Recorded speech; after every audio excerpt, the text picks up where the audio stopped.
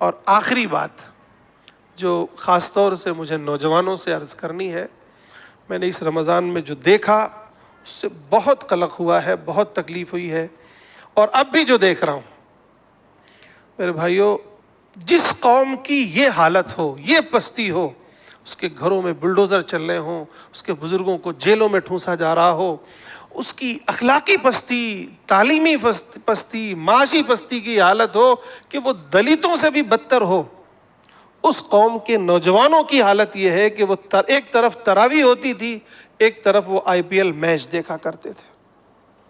یہ آپ نے بھی تجربہ کیا ہوگا.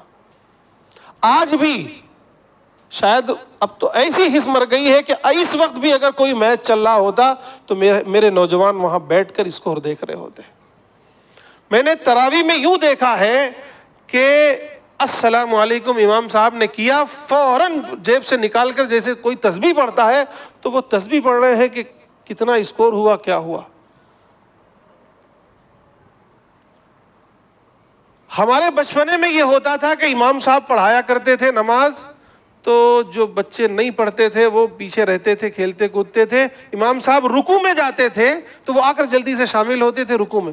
اس مرتبہ میں نے تجربہ کیا کہ انتہا یہاں تک پہنچ چکی ہے کہ میں تراویح پڑھ رہا ہوں، ایک نوجوان کم سے کم بھی 18-20 سال کا ہوگا، وہ آتا ہے بھاگ کے پیچھے جو بھی کر رہا تھا، ظاہر ہے کہ وہ سب میچ کا وقت ہوتا تھا، وہی سب کر رہے تھے، جو بھی کر رہا ہو آرام سے کرتے کرتے آیا. سلام جب امام صاحب نے کہا السلام علیکم ورحمت اللہ تو فوراً آ کے تحیات میں بیٹھتا ہے، وہ بھی السلام علیکم کہہ کے نماز توڑ دیتا ہے. ارے میں نے کہا یہ کیا پڑھ رہے ہو تم؟ ارے بولے مولانا چپ رہو. ارے میں نے کہا نہیں بتاؤ تو کیا ہے یہ نماز ہے کھلواڑ ہے؟ نہیں پڑھنا ہے گھر جاؤ. کیا کر رہے ہو؟ یہ گھر والوں نے بھیج دیا ہوگا. یہ ہمارے نوجوانوں کی حالت ہے میرے بھائیوں. میں نوجوانوں تم سے کہتا ہوں، کیوں برباد کر رہے ہو اپنی زندگیاں؟ آپ دیکھ رہے ہیں اسی ملک میں دوسرے لوگ بھی ہیں، ہمارے دوسرے بھائی بھی ہیں، ان کے بچے پڑھ لکھ کر کہاں سے کہاں پہنچ رہے ہیں، اور آپ کی حالت کیا ہو گئی ہے؟ دن دن رات رات یہ موبائل، یہ کرکٹ میچ، کیا حاصل ہوتا ہے بتائیے؟ پوری زندگی میں آپ نے سارے میچز دیکھ لیے، سارے اسکورز یاد کر لیے، کیا ملا آپ کو؟ سوائے پچھتاوے کے آپ کو کچھ نہیں ملے گا. ابھی وقت ہے، پڑھیے لکھیے، محنت کیجئے، اپنے آپ کو طاقتور بنائیے. آپ ہماری قوم کا مستقبل ہیں، آپ کے ہاتھوں میں یہ پوری قوم جانے والی ہے. اگر آپ تعلیم یافتہ نہ ہوں گے، آپ طاقتور نہ ہوں گے، آپ مالدار نہ ہوں گے، آپ ذہنی سطح پر مضبوط نہ ہوں گے تو یہ قوم برباد ہو جائے گی. ویسے ہی برباد ہے. کیا کر رہے ہو؟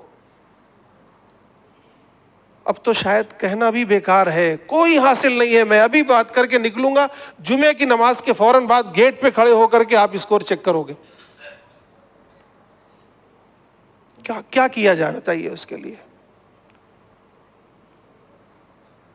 اگر کوئی مضبوط خلیفہ ہوتا مسلمانوں کی حکومت ہو، تمہیں بیڑیوں میں جکڑ دیا جاتا.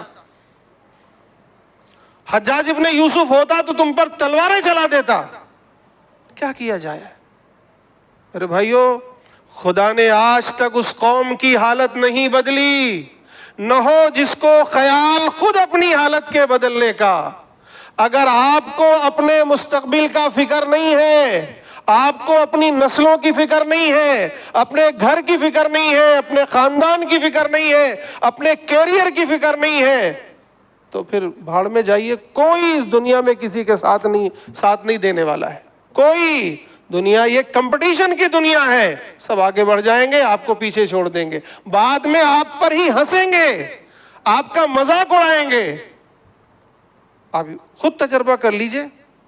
اس لیے گویا میں ہاتھ جوڑ کر آپ سے آج یہ درخواست کرتا ہوں کہ میرے بھائیوں، یہ غفلت کی زندگی چھوڑیے.